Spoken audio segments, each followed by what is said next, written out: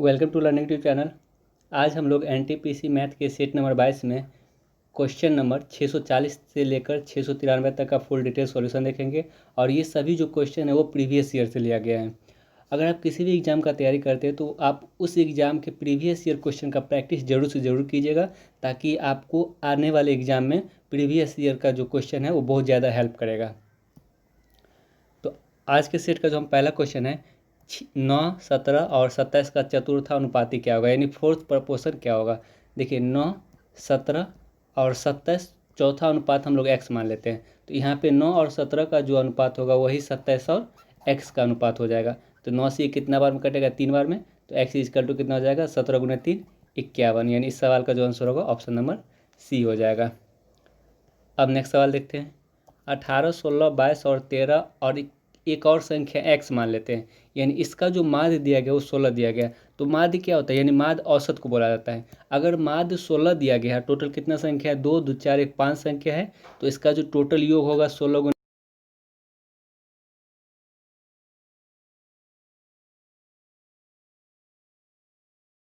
22 plus 13 plus x, यानी इसको अगर हम जोड़ेंगे तो ये किसके बराबर होना चाहिए, 80 के बराबर होना चाहिए। यानी 8, 6, 14, 2, 16, 3, 19, 1, 1, 2, 2, 4, 1, 5, 1, 6 plus x is equal to 80। तो x इजकल टू कितना हो जाएगा, 80 माइनस 69 यानी 11। इस सवाल का जो आंसर होगा ऑप्शन नंबर 2 हो जाएगा। अब नेक्स्ट सवाल देखते हैं। आदमियों की एक निश्चित संख्या में एक काम को 20 दिनों में करने के लिए सहमत हो जाती है। 5 आदमी काम पर नहीं आते हैं, बाकियों ने काम को 40 दिन में समाप्त कर दिया। तो आदमी जो मूलतः काम करने के लिए सहमत हुए थे उनकी संख्या का पता लगाए। तो हम मान लेते हैं कि जो काम करने के लिए सहमत हुए थे वो आदमी का जो संख्या है वो हम लोग x मान लेते हैं, आदमी का संख्या x। इस सवाल को हम लोग कौन फॉर्मूला पर बना लेंगे, m1 गुने d1 is equal to m2 गुने d2। तो पहला बार कितना आदमी है, x आदमी सहमत हुआ था और कितना दिन के लिए, 20 दिनों के लिए। ठीक है, लेकिन 5 आदमी काम पर नहीं आते, तो कितना आदमी बचेगा, x माइनस 5 आदमी। और ये काम को कितना दिन में समाप्त किया, 40 दिन में समाप्त किया। ठीक है, तो यहाँ 20 से ये कितना बार में कटेगा, 2 बार में। तो x इजकल टू कितना हो जाएगा, 2x। अब माइनस 5 दूनी 10, तो ये x उधर जाएगा और 10 इधर आएगा। तो x इजकल टू क्या हो जाएगा, 10। यानी इस सवाल का जो आंसर होगा ऑप्शन नंबर 2 हो जाएगा, यानी 10 आदमी काम के लिए सहमत हुआ था। अब नेक्स्ट सवाल देखते हैं। एक दुकानदार ने 10 किलो चावल और 20 किलो चीनी क्रमशः 75 रुपये प्रति किलो और 85 रुपये प्रति किलो की दर से खरीदी। बिक्री पर उसे चावल पर 20% और चीनी पर 10% का लाभ हुआ। तो कुल बिक्री मूल्य क्या था। जैसे 10 किलो चावल अगर 85 रुपये प्रति किलो की दर से खरीदी तो टोटल कितना उसको रुपया लगा होगा, 850 रुपया में खरीदा होगा। ठीक है, अगर 20 किलो चीनी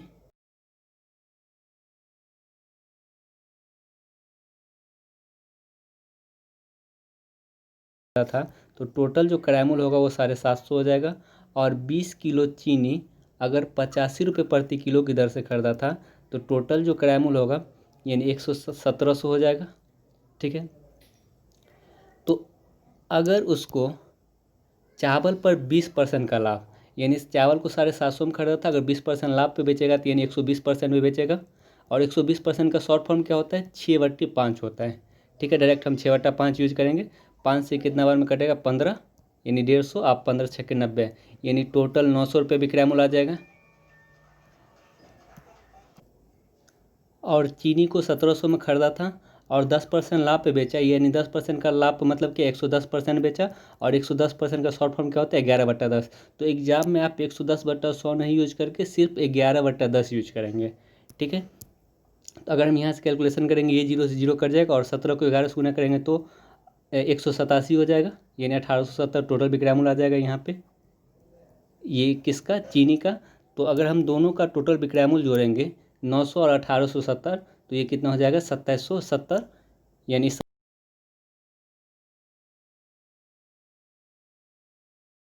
हम नेक्स्ट सवाल देखते हैं।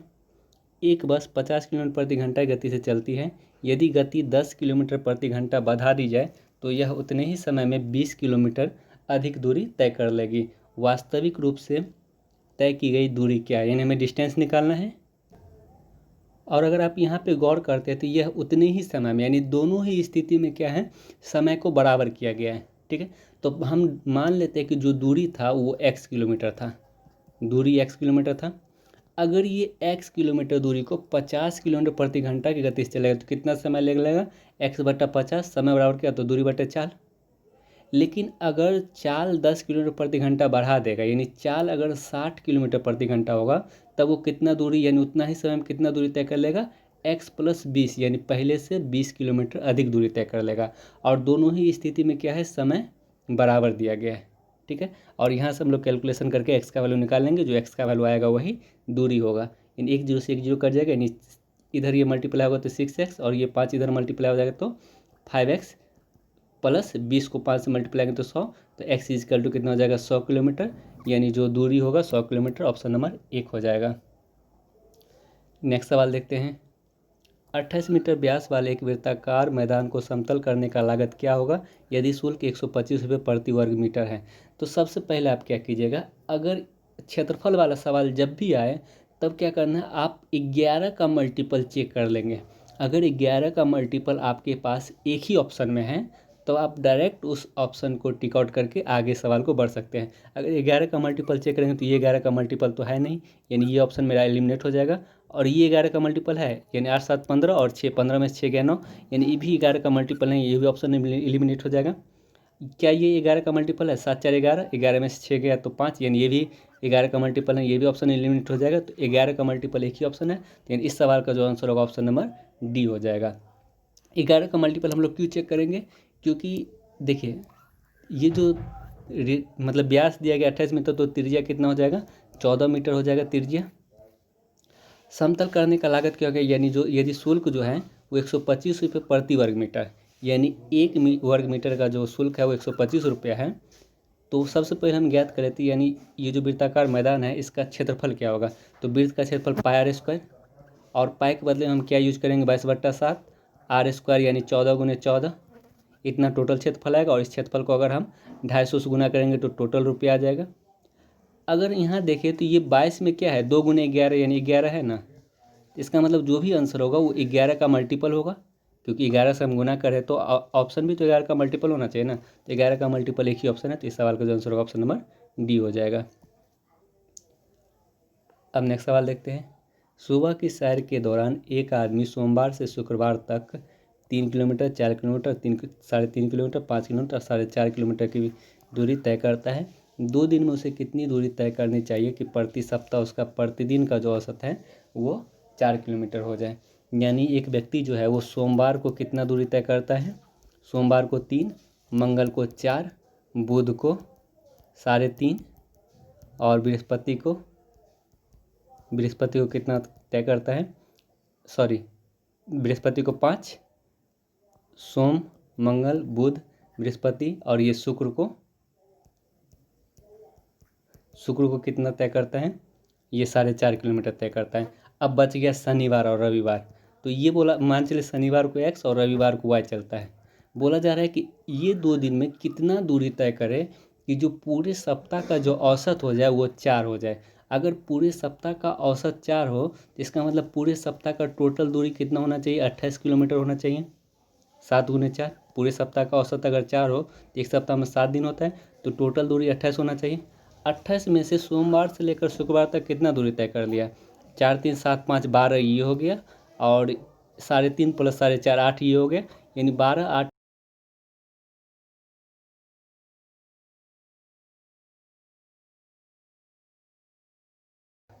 जो बाकी 8 किलोमीटर वो इस 2 दिन में तय करना पड़ेगा, तभी जो औसत होगा वो 4 किलोमीटर हो जाएगा।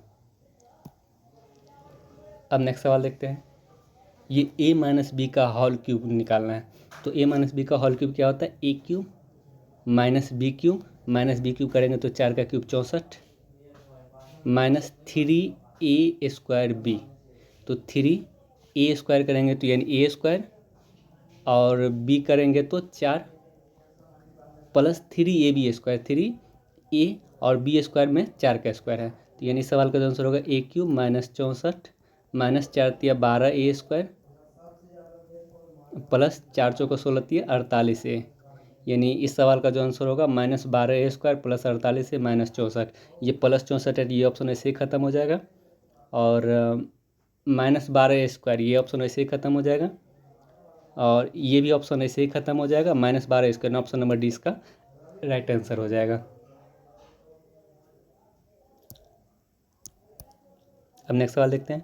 5,000 रुपये की धनराशि 2 वर्ष के लिए 5% की साधारण ब्याज तथा समान दर पर वार्षिक चक्रवृद्धि ब्याज के परिपक्वता मूल्यों का अंतर ज्ञात करें। यानी कहने का मतलब है 5% की दर से 2 ईयर में साधारण ब्याज और चक्रवृद्धि ब्याज का अंतर निकालना है। तो हम लोग को सीधा फार्मूला पे बना लेंगे इस सवाल को। यानी 2 ईयर का CA और SI का जो अंतर होता है वो क्या हो जाता है, PR² / 100 का स्क्वायर।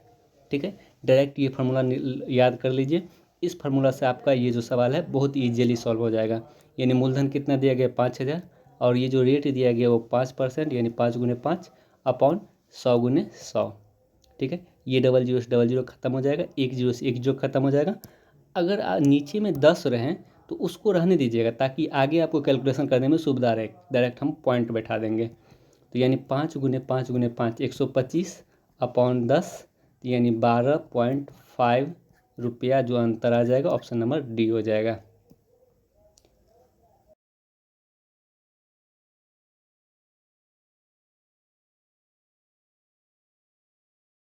प्रतिशत लाभ पर वस्तु का विक्रय मूल्य ज्ञात करें। देखिए 15% अगर लाभ हम कमाते हैं तो हम लोग कितना बेचेंगे, 115% बेचेंगे और 115% बेचेंगे तब जो विक्रय मूल्य है वो 920 दिया गया है। तो 1% का वैल्यू कितना हो जाएगा, 920/115। तो 20% लाभ पे बेचेंगे तो कितना, 120% बेचेंगे। जब 120% बेचेंगे तब विक्रय मूल्य कितना हो जाएगा, 920/115 × 120। देखिए 5 से ये 23 बार में कटेगा, 5 से ये 24 बार में कटेगा और 23 से ये 3 बार में कटेगा, 4 बार में कटेगा। तो 24 चौका 96 यानी 960 रुपये विक्रय मूल्य आ जाएगा। ऑप्शन नंबर सी इसका राइट आंसर हो जाएगा। अब नेक्स्ट सवाल देख लीजिए। sin θ/cos θ गुने, इसको भी हम लोग क्या करते हैं, sin θ cos θ में कन्वर्ट कर देते हैं। cot θ बराबर क्या होता है, cos θ/sin θ upon cosec theta क्या होता है, 1/sin θ। ठीक है, ये sin θ से ये sin θ कैंसिल हो जाएगा, ये cos θ से ये cos θ कैंसिल हो जाएगा।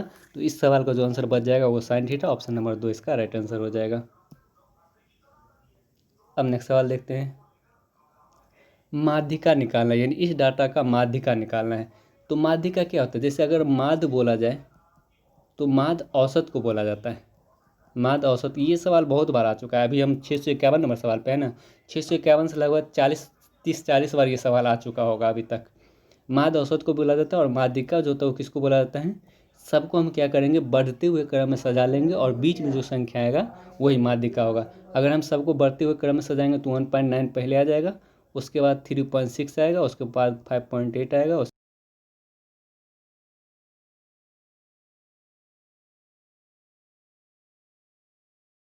2 से डिवाइड कर देना है। यानी 8 से 14, 5 3 8 1 9, 9.4/2 यानी 4.7। इस सवाल का जो आंसर होगा ऑप्शन नंबर 2 हो जाएगा। अब नेक्स्ट सवाल देखते हैं। एक आयत का भुजा जो है वो कितना दिया गया, 12 मीटर है और इसका जो विकर्ण है वो 13 मीटर है। तो इसका क्षेत्रफल ज्ञात कीजिए। तो सबसे पहले ये आयत है, इस आयत का एक भुजा 12 मीटर है और ये जो विकर्ण है वो कितना दिया गया है, 13 मीटर दिया गया है। तो हम लोग को क्या पता है, समकोण त्रिभुज में 5, 12, 13 का ट्रिपलेट होता है। इसका मतलब ये जो भुजा होगा, चौड़ाई जो होगा वो 5 मीटर हो जाएगा। जब लंबाई और चौड़ाई पता चल जाए, यानी हम लोग को पता है ना, 5, 12, 13 का ट्रिपलेट, 3, 4, 5 का ट्रिपलेट, 7, 24, 25 का ट्रिपलेट, 8, 15, 17 का ट्रिपलेट, ये सब याद रखिए। आपको डायरेक्ट सवाल बनाने में आपको बहुत मदद करेगा। तो जब हमें लंबाई चौड़ाई पता चल गया तो आयत का क्षेत्रफल क्या होता है, लंबाई गुने चौड़ाई यानी 5 × 12 यानी 12 × 5 60 मीटर यानी वर्ग मीटर। इस सवाल का आंसर ऑप्शन नंबर ए हो जाएगा। अब नेक्स्ट सवाल दिया से है, चारों पुस्तकालय में 78 साहित्य की किताबों की कुल संख्या, यानी चारों पुस्तकालय में 78 साहित्य का जो कुल पुस्तक कितना हो जाएगा, 5, 6, 11 और 6, 17, 5, 2250 हो जाएगा। प्रबंधन की किताबों की कुल संख्या है, यानी प्रबंधन का किताब कितना हो जाएगा, 100, 100, 200, 300, 400 और 40। 440 हो जाएगा, और इस दोनों का जो अंतर होगा वो कितना हो जाएगा 1810, यानी सवाल का जो आंसर होगा ऑप्शन नंबर 2 हो जाएगा। अब नेक्स्ट है, किस पुस्तकालय में सबसे अधिक किताबें हैं? तो सबसे पहले हमको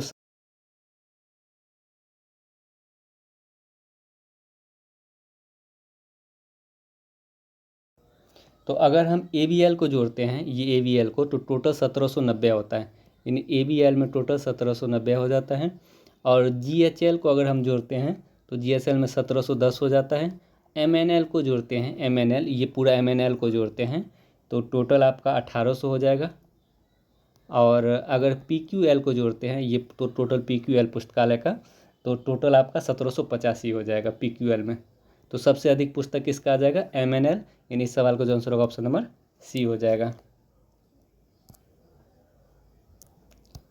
अब नेक्स्ट सवाल देखते हैं, पुस्तकालय GHL में स्व सहायता की किताबें काल्पनिक कहानियों की किताबों से कितना कम है?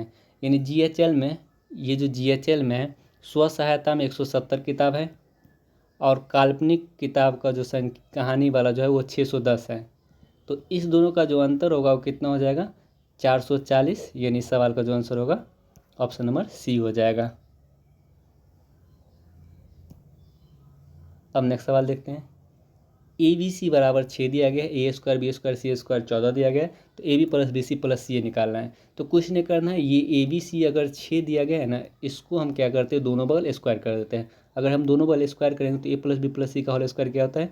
A square plus B square plus C square plus 2 into AB plus BC plus CA बराबर 6 का स्क्वायर 36, क्योंकि दोनों बगल स्क्वायर किए थे।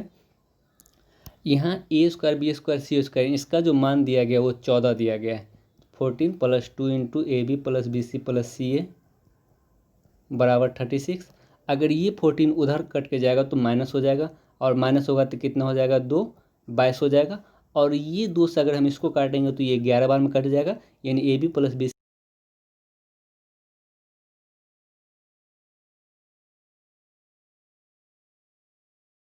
प्रथम 11 प्राकृत संख्या का माध्य ज्ञात करें।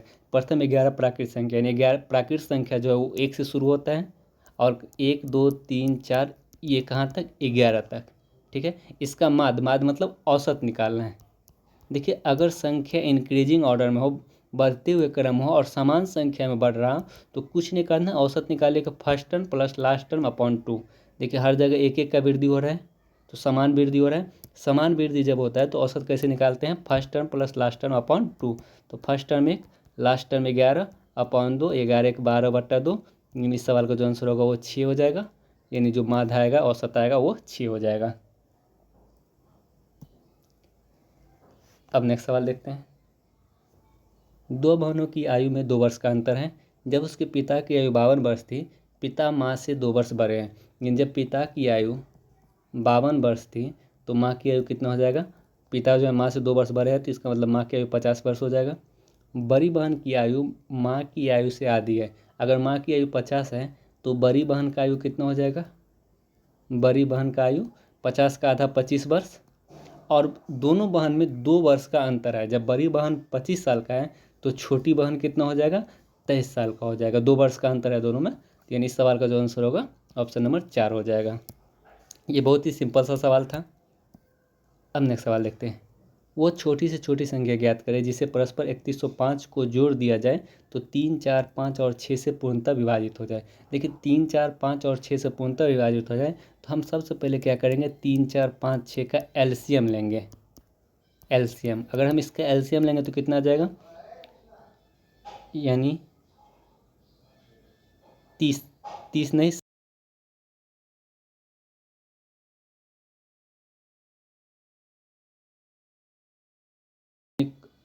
3105 में कौन सा संख्या जोड़ दे कि 60 से भाग देने पर ये पूरी तरह से कट जाए? क्योंकि अगर ये 60 से कटेगा तो 6 से भी कट जाएगा, 5 से भी कट जाएगा, 4 से भी कट जाएगा, और 3 से भी कट जाएगा।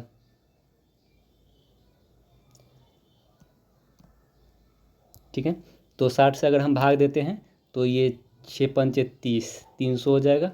फिर बचेगा 105। देखिए, अगर यहाँ पे बोलते हैं वह कौन सी संख्या घटा दिया जाए तो हम क्या करते? एक कम बार में लगाते।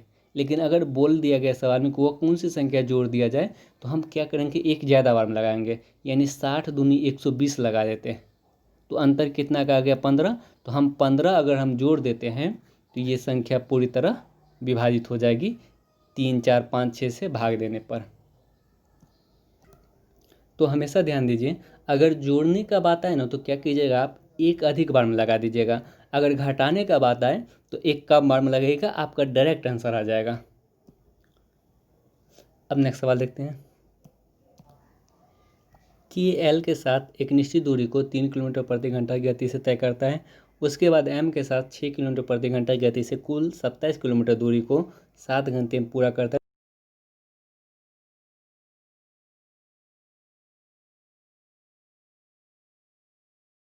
यात्रा करता है, ठीक है। जो एल के साथ यात्रा करता है वो 3 किलोमीटर प्रति घंटा की गति से, और एम के साथ जो यात्रा करता है वो 6 किलोमीटर प्रति घंटा की गति से, ठीक है। और पूरे यात्रा को तय करने में उसे 7 घंटा पूरा समय लगता है। तो हम क्या करते हैं, सबसे पहले ये पता कर लेते हैं 7 घंटा में तय करता है अगर, तो हम मान लेते हैं कि टी घंटा इसके साथ सफ़र किया एल के साथ, बाकी जो 7 - टी घंटा बचेगा वो एम के साथ सफ़र कर लेगा। अगर 3 किलोमीटर प्रति घंटा गति से टी घंटा में कितना दूरी तय कर लेगा, 3t दूरी बराबर क्या होता है 4 गुने समय। और 6 किलोमीटर प्रति घंटा गति से 7 - टी समय में कितना दूरी तय कर लेगा, 6 गुने 7 - टी, इतना दूरी तय कर लेगा। और टोटल जो दूरी होगा वो किसके बराबर हो जाएगा, 27 किलोमीटर के बराबर हो जाएगा। तो यहाँ से पहले टी निकाल लें, यानी 3t + 42 - 6, ये टी है, 60 = 27, यानी इधर आएगा तो -3t = कितना हो जाएगा 42 में से अगर हम 27 माइनस करेंगे तो कितना हो जाएगा 15 हो जाएगा। तो यहाँ से t = कितना हो जाएगा 5। इसका मतलब क्या हुआ, t5 आया तो इसका मतलब क्या हुआ कि जो k है l के साथ 5 घंटा तक चला, और m के साथ 7 - टी यानी 7 - 5 2 घंटा तक चला। अगर ये सवाल होता है m के साथ कितना समय तक चला, तब 2 घंटा आंसर हो जाता, लेकिन सवाल कुछ चेंज करके बोल दिया गया कि m के साथ तय की गई दूरी ज्ञात करें। तो दूरी बराबर क्या होता है 4 गुने समय। 6 किलोमीटर प्रति घंटा गति से अगर 2 घंटा चला तो टोटल जो दूरी हो जाएगा, टोटल डिस्टेंस, वो 6 गुने 2, दूरी बराबर क्या होता है 4 गुने समय।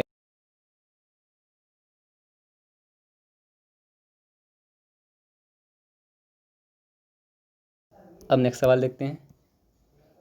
दो बर्तन का आयतन बराबर है, जिसमें 1:3 में और 1:2 में दूध पानी रखा गया, यानी दोनों बर्तन में दूध और पानी का जो अनुपात है वो पहला बर्तन में 1:3 है और दूसरा बर्तन में 2:1 है, ठीक है। यदि उन्हें आपस में मिला दिया जाए तो नया अनुपात क्या होगा।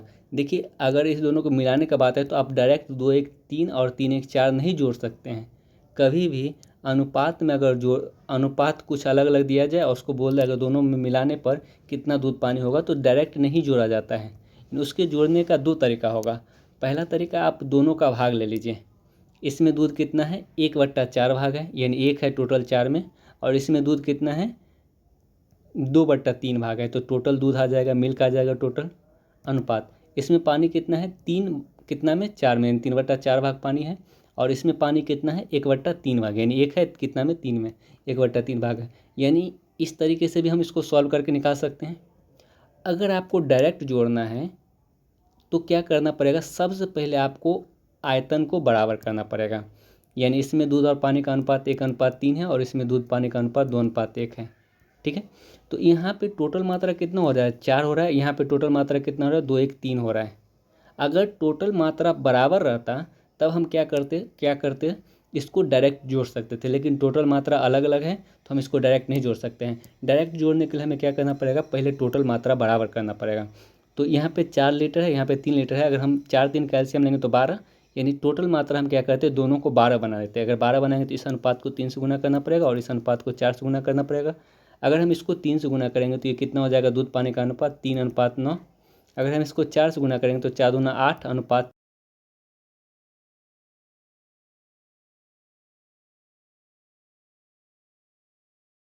डायरेक्ट जोड़ सकते हैं। तो डायरेक्ट जोड़ेंगे तो 8 + 3 11 अनुपात 9 4 13, यानी इस सवाल का जो आंसर होगा ऑप्शन नंबर ए हो जाएगा, ठीक है।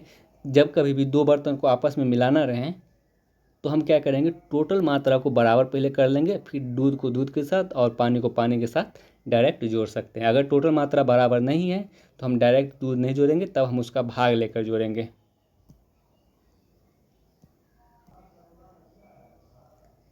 एक निश्चित धनराशि की परिपक्वता मूल्य 3 साल में 15% वार्षिक साधारण ब्याज की दर से 8700 रुपया है। तो देखिए, साधारण ब्याज जब भी निकालना है तो क्या करना है, डायरेक्ट दर को समय से गुना कर देना है, तो 45% आ रहा है। अगर हमें ब्याज का बात करते तो 45% ब्याज हो जाता है, लेकिन यहाँ पे परिपक्वता मूल्य जो है वो 8700 रुपये यानी मिश्रधन 8700 दिया गया है। तो 45% अगर ब्याज होता है तो 100 हम जोड़ेंगे तो 145% होता है। तो 145% कितना क्या हो जाएगा, इसका मिश्रधन हो जाएगा। साधारण ब्याज में जब भी ब्याज निकालना रहे तो क्या करना है, दर को समय से गुना कर देना है, वो ब्याज हो जाएगा। अगर मिश्रधन का बात हो तो क्या करना है, उस ब्याज को 100 में ऐड कर देना है, यानी 145% बचा, तो ये 145% क्या हो जाएगा, मिश्रधन हो जाएगा। इस मिश्रधन का जो वैल्यू है वो 8700 दिया गया, यानी 145% का वैल्यू 8700 तो 1% का वैल्यू कितना हो जाएगा, 8700 अपॉन 145। तो 100% का वैल्यू कितना हो जाएगा, 8700 अपॉन 145 गुने 100। ठीक है, यहाँ से हम कैलकुलेशन करके डायरेक्ट मूलधन निकाल सकते हैं। यानी 5 से अगर हम यहाँ पे काटेंगे तो 29 बार में, 5 से ये 20 बार में, और 29 ये कितना बार में, 3 बार में।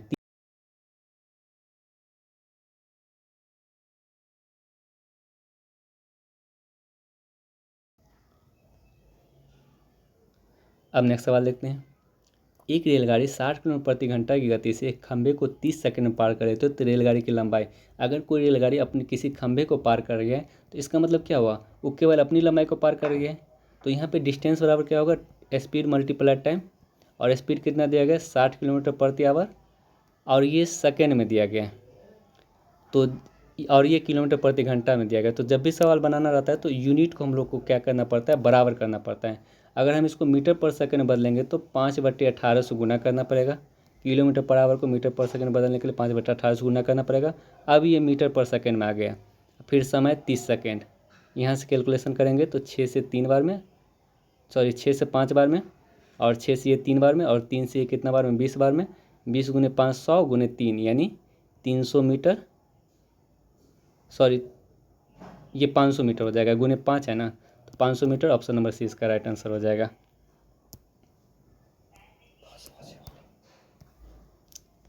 अब नेक्स्ट सवाल देखते हैं। 4 में से पहले 3 संख्या का औसत 18 है, यानी 4 संख्या हम ABCD मान लेते हैं ताकि हमें सवाल बनाने में सुविधा रहे। पहला 3 संख्या कौन है, ABC, यानी ABC का औसत अगर 18 है तो इसका योग कितना हो जाएगा, 18 गुने 3 54 हो जाएगा। और अंतिम 3 संख्या का औसत 14, अंतिम 3 संख्या कौन हो जाएगा, BCD का औसत अगर 14 है तो इसका टोटल योग कितना हो जाएगा, 14 गुने 3 42। पहली और अंतिम संख्या के योगफल 16 दिया गया। तो हमें पहली और अंतिम संख्या का योगफल अगर 16 है तो हम क्या करते हैं, इस दोनों को पहले घटा देते हैं। अगर इस दोनों को घटाएंगे तो यानी B से B कैंसिल हो जाएगा और ये C से C कैंसिल हो जाएगा, यानी A माइनस D जो है वो कितना हो जाएगा, 54 में से 42 जाएगा तो 12 बचेगा।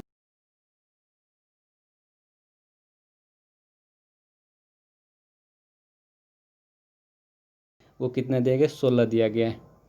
तो क्या चाहिए, अंतिम संख्या ज्ञात करें। तो हम क्या करते हैं, ये दोनों इक्वेशन को सॉल्व करके अंतिम संख्या निकाल सकते हैं। यानी इस दोनों को पहले सॉल्व करेंगे तो D से D कट जाएगा। 2A बराबर कितना हो जाएगा, 28, तो A बराबर हो जाएगा 14, यानी पहली संख्या 14, तो अंतिम संख्या कितना हो जाएगा, 14 + 2 16, यानी अंतिम संख्या D, ऑप्शन नंबर D हो जाएगा। और 2।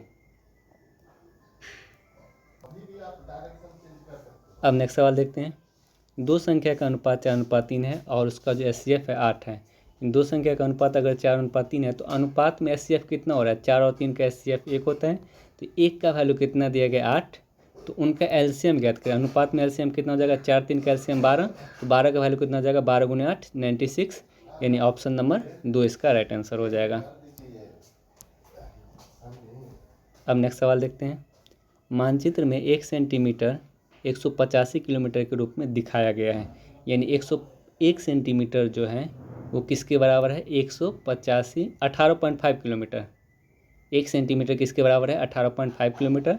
तो 22.25 सेंटीमीटर किसके बराबर हो जाएगा, 18.5 मल्टीप्लाई 22.25, ठीक है।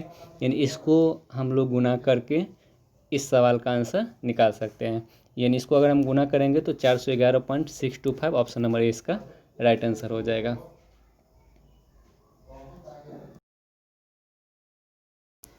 अब नेक्स्ट सवाल देखते हैं।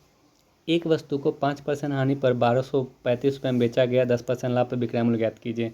ये सवाल इस तरह का सवाल एक बार अभी जस्ट थोड़ा देर पहले हुआ है। 5% हानि पर बेचे, इसका मतलब क्या 95% विक्रय मूल्य होना चाहिए, और इस 95% का जो वैल्यू दिया गया वो 1235 दिया गया है। तो 1% का वैल्यू कितना हो जाएगा, 1235 अपॉन 95, ठीक है। तो 10% लाभ पर विक्रय मूल्य क्या होगा, 10% लाभ पे बेचेंगे, इसका मतलब क्या 110% बेचेंगे, तो 110% का वैल्यू तब कितना हो जाएगा, 1235 बटा 95 गुने 110। अगर हम इसको सॉल्व करेंगे तो 11 तो आएगा ही आएगा, 11 का मल्टीपल तो आना ही चाहिए। तो 11 का मल्टीपल कौन से ऑप्शन में दिया गया है, 11 का मल्टीपल तो ये है नहीं, ये भी नहीं है, यानी 2 1 3 5 3 8, ये भी 11 का मल्टीपल नहीं है। 11 का मल्टीपल एक ही ऑप्शन है, 3 1 4 और 4, इस दोनों का अंतर 0। 11 का मल्टीपल ऑप्शन नंबर सी है। इस सवाल का जो आंसर होगा ऑप्शन नंबर सी हो जाएगा, क्योंकि ये 110 है, यानी 11 का मल्टीपल है। तो जब ये 11 का मल्टीपल है तो जो आंसर होगा वो भी 11 का मल्टीपल होना चाहिए। तो 11 का मल्टीपल एक ही ऑप्शन दिया गया, ऑप्शन नंबर सी, यानी इस सवाल का जो राइट आंसर होगा ऑप्शन नंबर सी हो जाएगा। अब नेक्स्ट सवाल देखते हैं। पी तथा क्यू के काम करने की जो क्षमता का अनुपात है वो 5:7 है, यानी पी और क्यू का जो क्षमता का अनुपात है वो कितना दिया गया, 5:7 है। तो एक काम को समाप्त करने के लिए उसके द्वारा लिए गए दिनों का अनुपात क्या हो जाएगा, यानी जो दिन का अनुपात होता है वो क्षमता के अनुपात का जस्ट रिवर्स होता है, यानी 5:7 अगर क्षमता का अनुपात है तो 7:5 दिन का अनुपात हो जाएगा। यानी इस सवाल का जो आंसर होगा ऑप्शन नंबर ए हो जाएगा। अब नेक्स्ट सवाल देखते हैं। ए का भाग बी के भाग का 2 गुना है और सी के भाग से 3 गुना है, यानी ए बी सी का अगर हम अनुपात निकालेंगे तो देखिए ए का बी किसी के साथ तुलना किया गया और सी के साथ भी तुलना किया गया है। तो हम क्या करते हैं, ऐसा संख्या मानते हैं जिसका 2 गुना और 3 गुना ये निकालने में सुविधा रहे, तो हम 6 मान लेते हैं, ठीक है। ए का जो है बी से 2 गुना है, यानी बी को 3 मानना पड़ेगा, तभी तो ये 3 का 2 गुना 6 हो जाएगा। और सी से 3 गुना है तो सी को 2 मानेंगे तभी तो इसका 3 गुना 6 हो जाएगा। तो ए बी सी का अनुपात निकल गया ना, 6:3:2। अब क्या,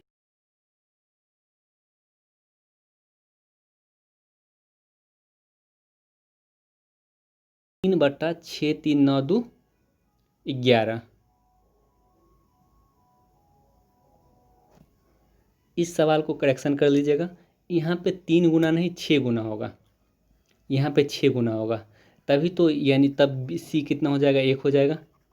सी कितना हो जाएगा, 1 हो जाएगा। तब जो बी का भाग होगा वो कितना हो जाएगा, 3 6 3 9 1 10 में से, यानी बी का भाग तब 3/10 हो जाएगा। तो 1800 का अगर हम 3/10 भाग निकालेंगे बी का, तो यानी 18×3 = 540 हो जाएगा। तो ये सवाल में मिसिंग था, यहाँ पे 3 गुना नहीं 6 गुना होगा, ठीक है। अगर 6 गुना है तो इसका मतलब ए 6 है तो बी सी को कितना मानना पड़ेगा, 1 मानना पड़ेगा, तभी तो 1 का 6 गुना 6 हो जाएगा, ठीक है। तो इस सवाल को करेक्ट कर लीजिएगा। अब नेक्स्ट सवाल देखते हैं। 22x - 40 = 207 + 3x। तो हम क्या करते हैं, ये 3x को अगर हम इधर लाएंगे तो 22x में से 3x जाएगा तो 19x बचेगा, = ये 40 अगर इधर जाएगा तो ये माइनस में तो प्लस हो जाएगा, यानी 247 हो जाएगा।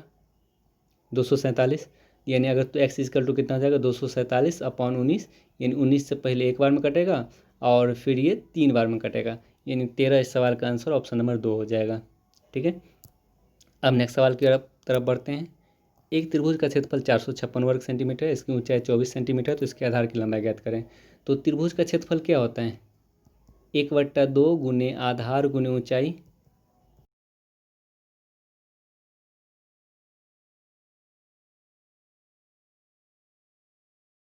दिया गया 24 दिया गया, = 4 5 6।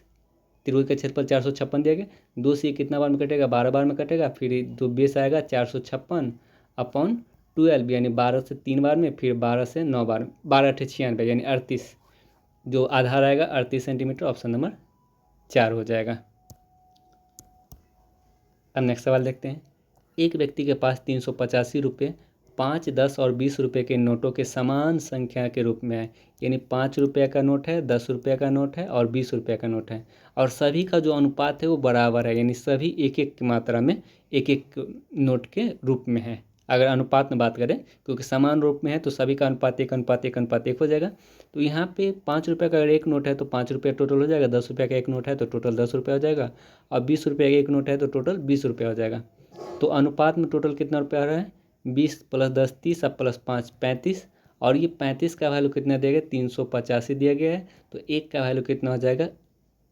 11 हो जाएगा।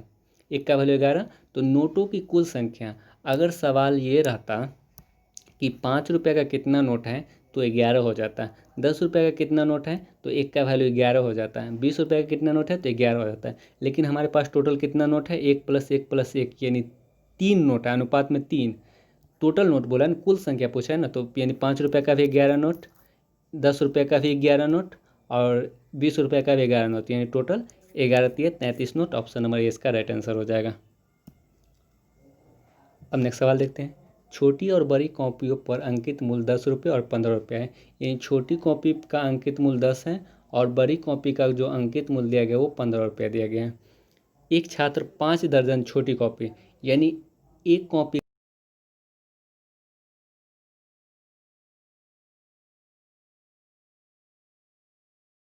100 रुपये यहाँ पे लग जाएगा, और 10 दर्जन बड़ी कॉपी, यानी 10 दर्जन कितना हो जाएगा? एक दर्जन में 12, तो 10 दर्जन में 120, इसको अगर हम गुना करेंगे तो 1800 रुपये यहाँ लग जाएगा।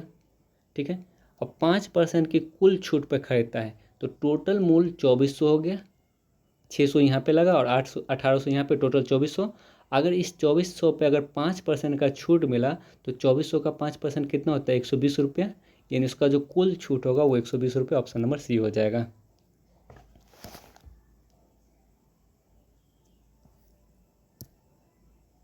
अब नेक्स्ट सवाल देखते हैं। ए एक काम का 50% 20 दिनों में पूरा करता है। सॉरी, बी अगर किसी काम का 50% यानी आधा भाग अगर 20 दिनों में पूरा करता है तो पूरा भाग कितना दिन में करेगा? 20 दूनी 40 दिन में, 100% काम 40 दिन में करेगा। सी बी के साथ मिलकर बाकी काम को 4 दिनों में समाप्त करता है। यानी सी और बी जब मिलता है तो बाकी 50% काम 4 दिन में करता है सी बी मिल के, तो ये 100% काम कितना दिन में करेगा? सी बी मिल के 8 दिन में। तो यानी सी और बी टोटल काम को कितना दिन में करेगा? 8 दिन में करेगा। तो सी अकेला उस काम को कितना दिन में पूरा करेगा? तो हम क्या करेंगे? सी + बी में से अगर हम बी को माइनस करेंगे तो सी का आ जाएगा, यानी 40 × 8 अपॉन 40 में से 8 गया 32, ए × b/a - b। डायरेक्ट इस फॉर्मूला पर हम इस सवाल को सॉल्व कर लेंगे। 8 से 4 बार में और 4 से कितना बार में? 10 बार में, यानी कितना दिन लेगा? 10 दिन लेगा। अब नेक्स्ट सवाल देखते हैं। ये सवाल तो हो चुका है, अब नेक्स्ट सवाल देखते हैं। एक समलंब का क्षेत्रफल 1800 वर्ग सेंटीमीटर, इसकी ऊंचाई और आधार क्रमशः 3 सेंटीमीटर और 5 सेंटीमीटर है। तो आधार के समांतर वाली भुजा की लंबाई ज्ञात करें। यानी समलंब चतुर्भुज में क्या होता है कि दो भुजा समानांतर होता है और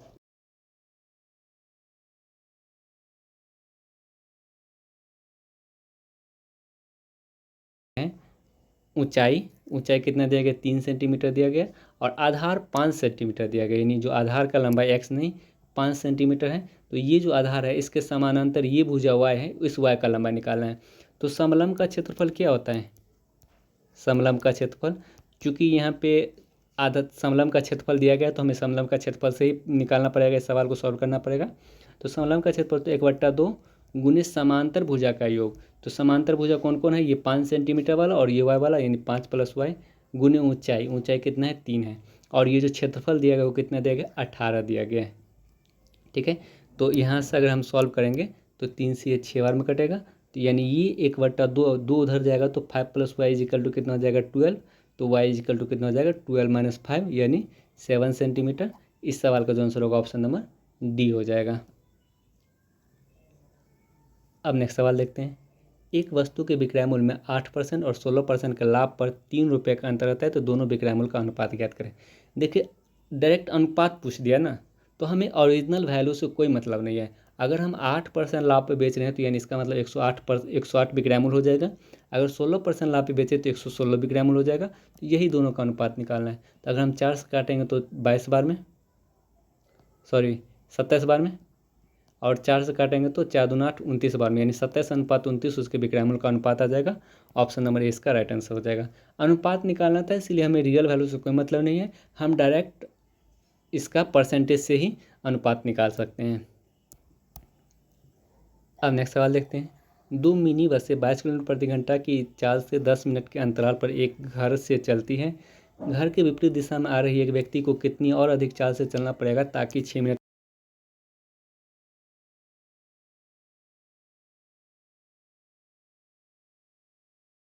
बस 22 किलोमीटर प्रति घंटा की गति से 10 मिनट के अंतराल पर एक घर से चलती है। ठीक है, तो ये मिनट को हम क्या करते हैं ना, घंटा में कर देते हैं, कोई फ़र्क नहीं पड़ेगा यहाँ पे। अच्छा कोई बात नहीं, मिनट ही रहने देते हैं। तो अगर 10 मिनट मतलब क्या, 10/60 घंटा, एक मिनी बस यहाँ से चला और ये 22 किलोमीटर प्रति घंटा की रफ्तार से चला, तो 10 मिनट में कितना दूरी ये तय कर लेगा, 10 मिनट में कुछ ना कुछ दूरी तय कर लेगा। तो 10 मिनट में कितना दूरी तय कर लेगा, 22 गुने दूरी बराबर क्या होता है, 4 गुने समय, और समय कितना है 10 मिनट, 10/60 घंटा कर दे, इतना दूरी तय कर लेगा। ठीक है, अब बोल रहा है इधर से एक व्यक्ति किस रफ्तार से चले। अगर मान चलो कोई व्यक्ति यहाँ पे है तो इसको हमेशा 10 मिनट के अंतर पे ही बस मिलेगा, 10 मिनट के अंतर पे बस मिलेगा। इसका मतलब ये दूरी कितना है, 22 गुने 10/7, इतना दूरी है। अब बोला ये व्यक्ति इधर किस रफ्तार से चले कि जो उसको बस है वो 6 मिनट के अंतराल पर मिलते रहे, 6 मिनट के अंतराल पर मिलता रहे। तो इसका मतलब हमें क्या निकालना है, इस व्यक्ति का चाल निकालना है। देखिए हमको एक फार्मूला पता है कि डिस्टेंस बराबर स्पीड मल्टीप्लाई टाइम।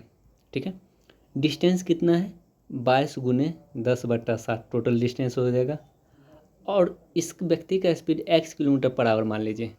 ठीक है, तो अगर ये दोनों एक दूसरे के विपरीत दिशा में चलेगा तो इसका मतलब दोनों चाल जुट जाएगा, 22 + x हो जाएगा। और जो समय है वो 6 मिनट है, तो इसको 60 से डिवाइड करके घंटा में बदल दें। तो यहाँ से अगर हम कैलकुलेशन करेंगे तो डायरेक्ट हमें x का वैल्यू पता चल जाएगा, यानी 60 से 60 कट जाएगा, 2 से ये 3 बार में, और 2 से ये 11 बार में। तो इसका मतलब क्या होगा, 110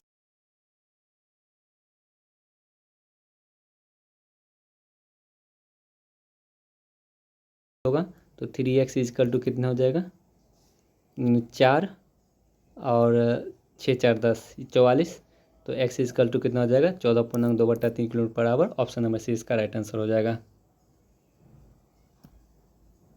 अब नेक्स्ट सवाल देखते हैं। एक बहुभुज के आंतरिक कोणों का योग कितना होता है, n-2 × 180 डिग्री। बहुभुज के आंतरिक कोणों का योग, डायरेक्ट फार्मूला पूछ दिया गया, ऑप्शन नंबर सी इसका राइट आंसर हो जाएगा। अब नेक्स्ट सवाल देखते हैं। 5 4 10 3 3 4 7 4 6 5 की माध्यिका ज्ञात करें।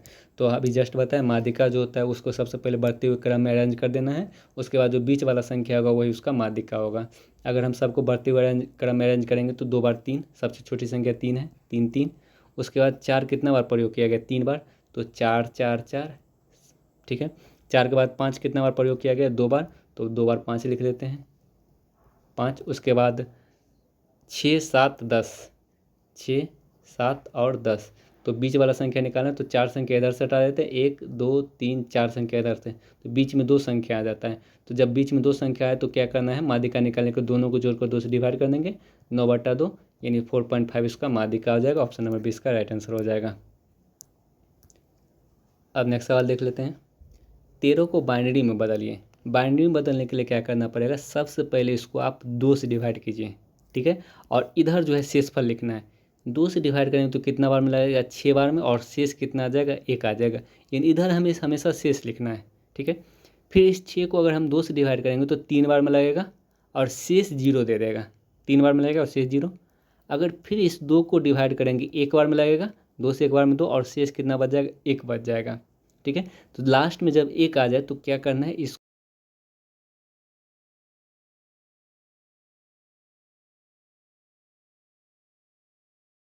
यानी 13 का जो बाइनरी होगा 1101, ऑप्शन नंबर सी हो जाएगा। अब नेक्स्ट सवाल देखते हैं।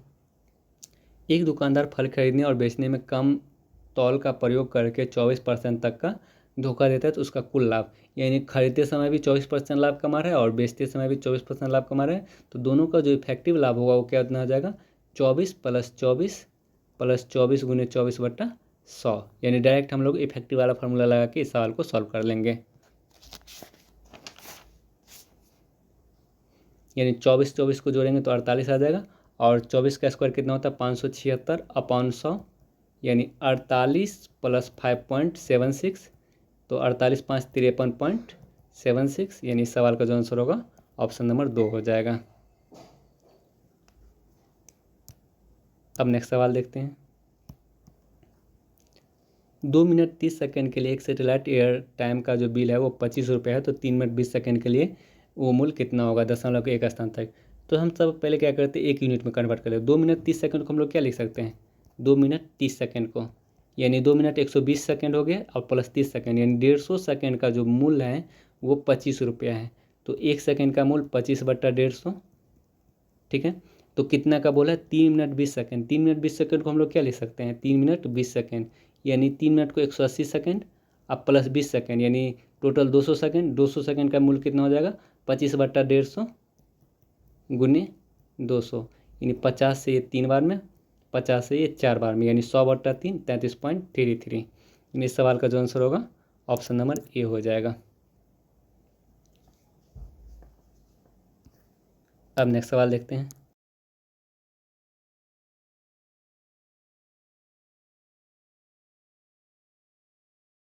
फर्क नहीं पड़ेगा, तो ये एम को हम हटा देते हैं। के स्क्वायर माइनस एन स्क्वायर, यानी के स्क्वायर का -3 का स्क्वायर कितना हो जाएगा 9, और एन स्क्वायर, एन कितना -4, -4 का स्क्वायर करेंगे तो 16, तो 9 में से 16 गया -7, यानी ऑप्शन नंबर ए इसका राइट आंसर हो जाएगा। अब इसको सरल करना है, क्या करना है, इस 7 को 2 से मल्टीप्लाई करें तो 14x, प्लस ये 7 इस 2 से भी मल्टीप्लाई होगा, प्लस 14 माइनस ये 2x + 2, यानी 14x - 14 + 14, और ये माइनस जो है -2x, और यहाँ पे इसके साथ भी माइनस चला जाएगा 2, यानी 14x में से 2x जाएगा तो 12x, और प्लस 14 में से 2 जाएगा तो 12, 12x + 12, ऑप्शन नंबर डी इसका राइट आंसर हो जाएगा। अब नेक्स्ट सवाल देखते हैं। साबिया एक स्थान से चलकर उसी स्थान वापस आने में 8 घंटा 20 मिनट लेती है। जाने और वाहन से वापस आने में दोनों तरीके से अगर 10 घंटा 15 मिनट का समय लेती है, तो उस दोनों तरीके से वापस आने में कितना समय लगेगा। तो इस तरह का सवाल जब भी रहे तो कुछ नहीं करना, पहले वाले को 2 से गुना करके दूसरा वाला घटा देना है। तो पहला है 8 घंटा 20 मिनट, 8 घंटा और 20 मिनट, इसको अगर हम 2 से गुना करेंगे तो 16 घंटा 40 मिनट, और इसमें हम क्या करेंगे 10 घंटा 15 मिनट माइनस कर देंगे। तो अगर इसमें माइनस करेंगे तो ये 6 घंटा 25 मिनट, यानी इस सवाल का जो आंसर होगा ऑप्शन नंबर ए इसका राइट आंसर हो जाएगा। क्यों होगा वो भी देख लीजिए। यहाँ पे बोला जा रहा है पैदल चलकर और वाहन से आने में टोटल मान चलिए 1 घंटा लगता है। अगर दोनों बगल पैदल चला, दोनों बगल पैदल चला तो उसको 20 घंटा लगेगा, ठीक है। तो इसका मतलब क्या होगा, दोनों बगल अगर पैदल चला तो यानी 2 बार पैदल,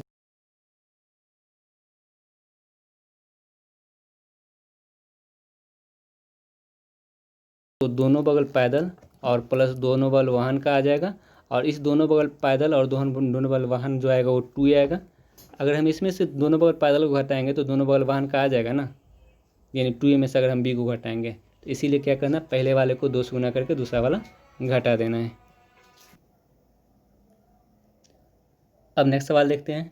प्रमोद एक वर्ष 15% की हानि पर 2550 रुपये में बेचता है। उसे 15% लाभ लेने के लिए बस को किस कीमत में बेचना चाहिए।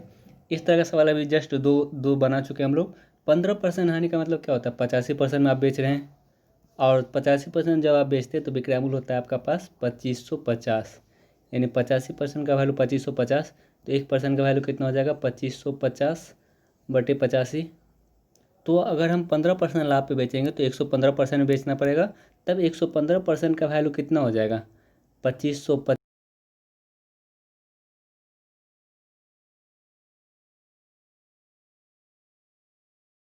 17 बार में ये, और फिर अगर हम 17 से काटेंगे तो 15 बार में कटेगा, इन 150 बार में, यानी 15 × 45 और 3450, यानी इस सवाल का जो आंसर होगा ऑप्शन नंबर 4 इसका करेक्ट आंसर हो जाएगा। अब नेक्स्ट सवाल देखते हैं। ₹176 को 2:5:6:9 में विभाजित करना है। ठीक है, तो रुपये का उसका संबंधित अनुपात में होंगे, तो रुपये उनके संबंधित अनुपात में होंगे। तो अनुपात में टोटल कितना रुपये हो रहा है? 5 2 7 अब प्लस 6 13 अब प्लस 9 22, और वास्तव में टोटल रुपये है 176, यानी 22 का वैल्यू 176, तो 1 का वैल्यू 8, तो ये 2 का वैल्यू कितना हो जाएगा 16, ये 5 का वैल्यू 8 5 40, और ये 6 का वैल्यू 8 6 48, और ये 9 का वैल्यू 9 8 72, यानी 16 40 48 72, यानी ऑप्शन नंबर 3 इसका राइट आंसर हो जाएगा। अब नेक्स्ट सवाल देखते हैं। एक डाटा के सेट का गुणांक 64 है, तो मानक विचलन ज्ञात कीजिए। देखिए, विचलन बराबर क्या होता है? मानक विचलन जो होता है वो मॉड में ये गुणांक अंडर रूट गुणांक होता है। ठीक है, तो विचलन जो होता है वो गुणांक का अंडर रूट होता है। तो गुणांक दिया गया 64 मॉड में, तो ये अगर 64 को निकालेंगे तो प्लस माइनस 8 हो जाएगा, और जो मॉड में लगा रहता है वो हमेशा पॉजिटिव वैल्यू देता है, यानी इस सवाल का जो आंसर होगा 8 हो जाएगा, यानी ऑप्शन नंबर 2 इसका राइट आंसर हो जाएगा। अब नेक्स्ट सवाल देखते हैं। नीलकांत के काम करने की क्षमता रितेश के दोगुना है, यानी दो व्यक्ति, एक नीलकांत है और एक रितेश है। तो नीलकांत का जो क्षमता है वो रितेश का दोगुना है, तो रितेश का क्षमता अगर हम 1 मानेंगे तो नीलकांत का 2 हो जाएगा, यानी उसके क्षमता का अनुपात आ गया 2:1।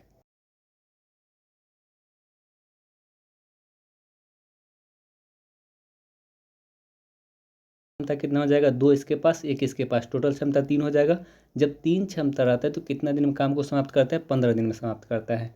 तो एक क्षमता रहेगा तो कितना दिन करेगा? 15 × 3 45 दिन में करेगा।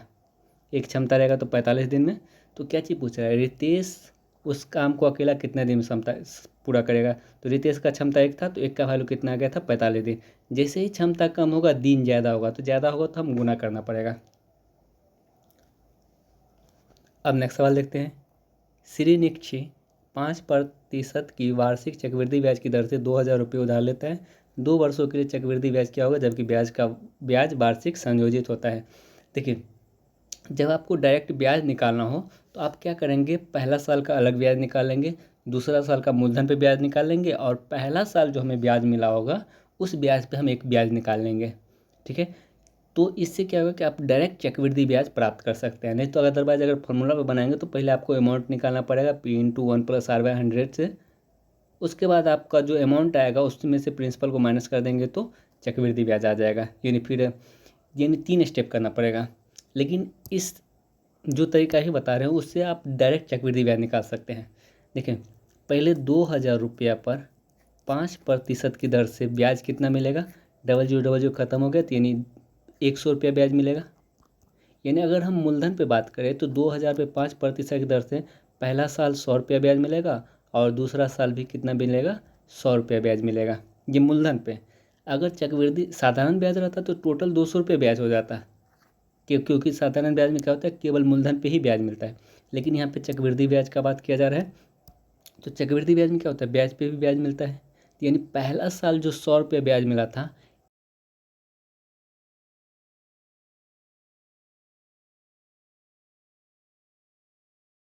कितना रुपये ब्याज मिला?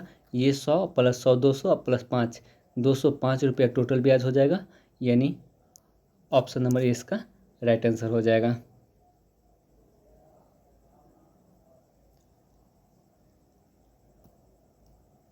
अब नेक्स्ट सवाल देखते हैं। श्री सुरेंद्र ने एफडी के पैसा निवेश किया, यदि परिपक्वता पर कितनी धनराशि प्राप्त करेगा? यदि 16,500 रुपये 6 महीना के लिए 20% चक्रवृद्धि ब्याज की दर से निवेश किया जाता है, और ब्याज का दर जो तिमाही है। देखिए, ब्याज अगर छमाही संयोजित रहता है तो आप 12 को 6 से डिवाइड करते हैं तो 2 आता है, तब हम लोग क्या करते हैं? दर को 2 से भाग दे देते हैं और समय को 2 से गुना कर देते हैं। ठीक है, लेकिन अगर तिमाही संयोजित रहेगा तो हम क्या करेंगे? 12 को 3 से डिवाइड करेंगे, तो 12 को 3 से डिवाइड करेंगे तो कितना आएगा? 4।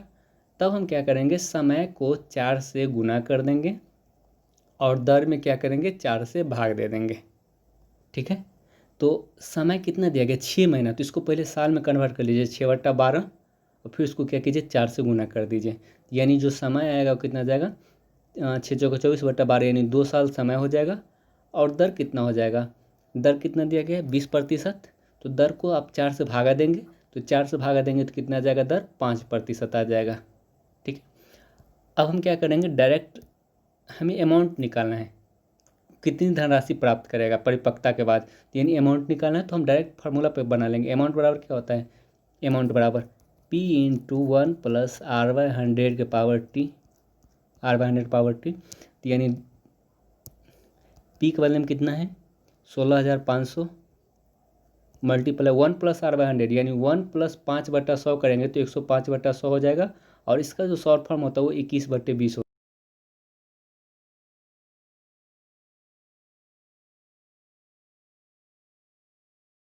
एक चीज़ यहाँ पे ध्यान देने वाली बात है कि ये जो 165 है, ये 165 ये 11 का मल्टीपल है। तो आप चेक कर लीजिए कि कौन सा ऑप्शन 11 का मल्टीपल हो रहा है, कौन सा ऑप्शन 11 का मल्टीपल। अगर हम चेक करेंगे तो 1 1 2 1 3, और यहाँ पे 9 17 5 22, 22 में से 3 गया तो 19, यानी ये 11 का मल्टीपल नहीं है, तो ये ऑप्शन नहीं हो पाएगा। इसमें देखिए तो 1 1 2 1 3 और 5 3 8, और यहाँ देखिए 9 8 17 2 19, 19 में से 8 गया 11, यानी 11 का मल्टीपल ऑप्शन नंबर बी हो रहा है। और देख लेते हैं कि और कोई और भी ऑप्शन 11 का मल्टीपल हो रहा है। तो अगर हम इसको देख 1 1 2 1 3 और 5 3 8 और 9 17 3 20, 20 में से 8 गया 12, यानी 11 का मल्टीपल नहीं हो रहा है ये भी ऑप्शन, यानी 1 1 2 1 3। और वैसे भी ये ऑप्शन तो बिल्कुल नहीं होगा क्योंकि नीचे 2 बचा रह जाएगा तो आंसर पॉइंट में आएगा।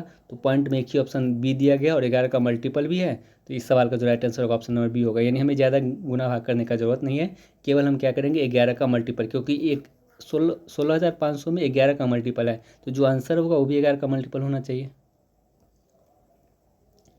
अब नेक्स्ट सवाल देखते हैं, दी गई संख्या में किसका आरोही क्रम सही है। तो आरोही क्रम निकालने के लिए हम लोग क्या करेंगे, जैसे 5/4 और 2/3 में अगर बोले कौन संख्या बड़ा है तो आप क्या कीजिए क्रॉस मल्टीप्लिकेशन कर दीजिए। 5 को 3 से गुना करेंगे तो 15 आएगा, 4 को 2 से गुना करेंगे तो 8 आ जाएगा, तो यानी 15 बड़ा है। तो इसका मतलब 5/4 क्या हो जाएगा, 5/4 2/3 से बड़ा हो जाएगा। तो आरोही क्रम मतलब क्या होता है, छोटा से बड़ा में जाना है। तो देखते हैं इस दोनों में अगर हम तुलना करेंगे 6 3 18 5 25, यानी यहाँ हम बड़ा से छोटा मांगे, तो ये आंसर नहीं होगा। अगर दूसरा ऑप्शन चेक करें तो 6 3 18 5 25, यानी छोटा से बड़ा गए, चलिए ये हो सकता है।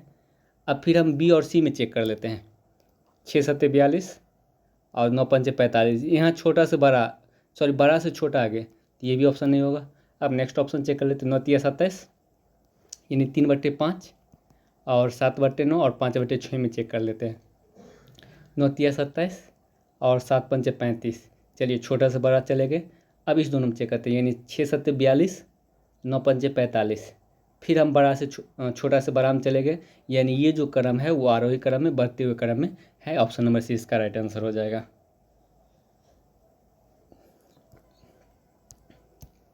अब नेक्स्ट सवाल देखते हैं, 12 1 10 1 9 3 4 9 7 9 का माध्य ज्ञात करें। माध्य मतलब क्या होता है, औसत। औसत निकालने के लिए हम क्या करेंगे, सबको जोड़कर जितना संख्या होगा उससे डिवाइड कर देंगे। तो अगर हम सबको जोड़ते हैं तो 9 1 10 और 7 3 10, फिर 9 1 10, ठीक है, तो कितना हो गया,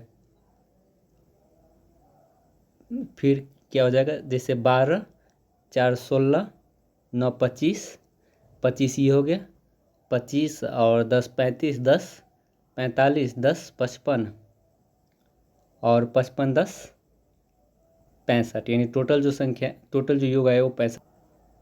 और टोटल संख्या कितना है, टोटल योग 65 है। टोटल संख्या 1 2 3 4 5 6 7 8 9 10, टोटल संख्या 10 है। तो 65 को हम 10 से डिवाइड करेंगे तो माध्य आ जाएगा वो 6.5, यानी ऑप्शन नंबर 2 इसका राइट आंसर हो जाएगा।